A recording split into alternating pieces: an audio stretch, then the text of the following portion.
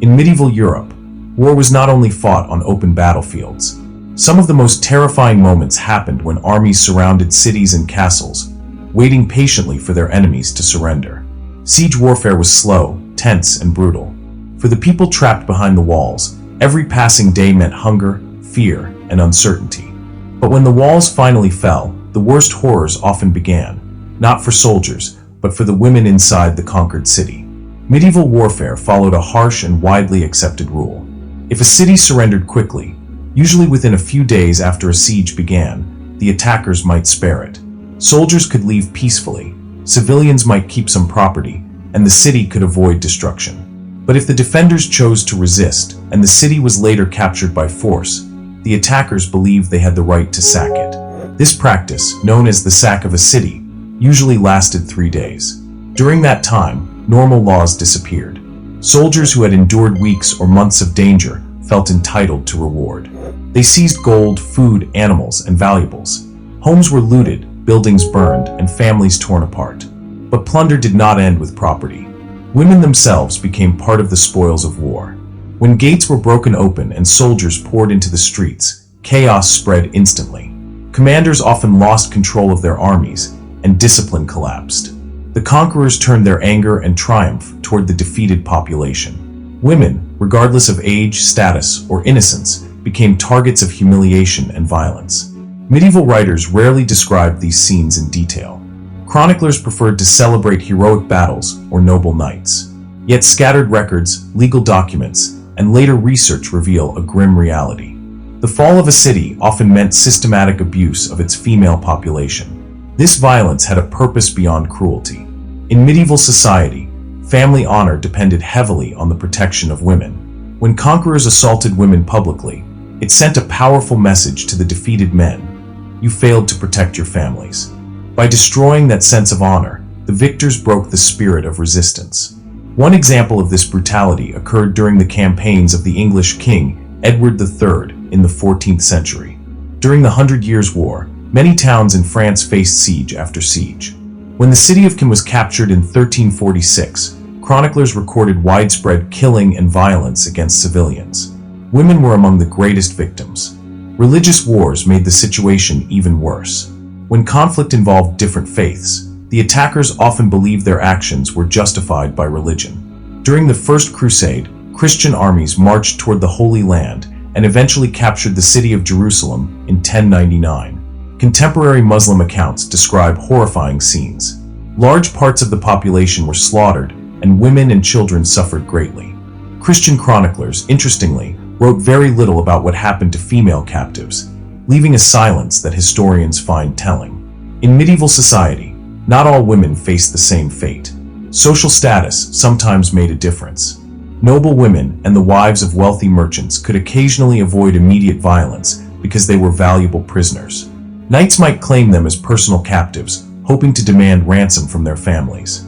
This did not guarantee safety, but it could mean survival. Poor women had no such protection. Peasant women, servants, and laborers were usually treated as ordinary plunder, no different from livestock or grain stores. Many were assaulted during the sack itself. Others were dragged away as captives. Religious sanctuaries rarely saved them. Churches and monasteries were supposed to be protected under medieval law. Yet in the chaos of a captured city, these protections often collapsed. Convents sometimes became targets themselves. Nuns, whose vows of chastity were meant to symbolize purity, faced especially cruel treatment. Even kings struggled to control the violence once it began. When William the Conqueror captured the town of Dover in 1066, historical accounts suggest his soldiers ignored attempts to impose restraint. The promise of plunder was too powerful, and the machinery of violence was already in motion. For women who survived the sack, the nightmare did not end. Many were taken prisoner. Wealthy families sometimes paid ransom to recover daughters or wives, but even then the consequences were severe. Medieval society assumed that female captives had been dishonored, which could destroy their reputation and chances of marriage. Those whose families could not pay were often sold into slavery. Across the Mediterranean world, thriving slave markets operated openly. Captured women from sieges were transported long distances and sold to merchants or wealthy households. Maritime trading powers such as Venice and Genoa played major roles in these networks.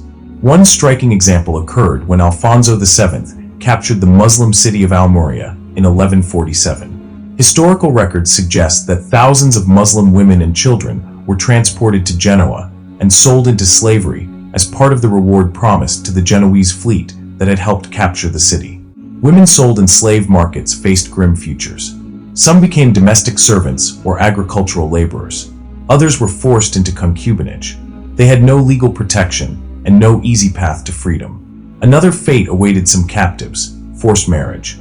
Medieval marriage laws often required only the consent of the couple, not the approval of family. This loophole allowed soldiers to pressure captured women into marriage. Once married, the woman legally belonged to her husband's household and lost her independent identity. For the conquerors, these marriages served practical purposes. They legalized the captivity, allowed control of any property the woman possessed, and helped populate newly conquered lands.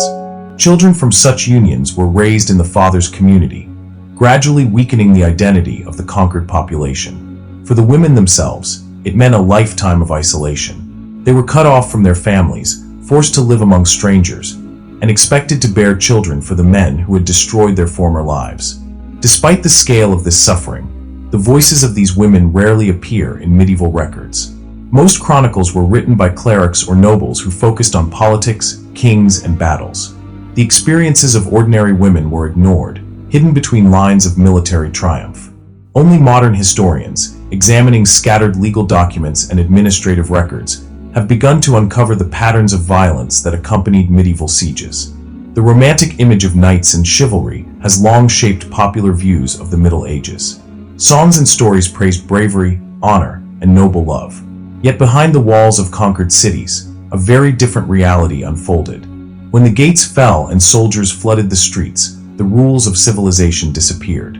For countless women, the end of the battle was only the beginning of their suffering. And because their voices were rarely recorded, their stories survived only in fragments, hidden in the shadows of history.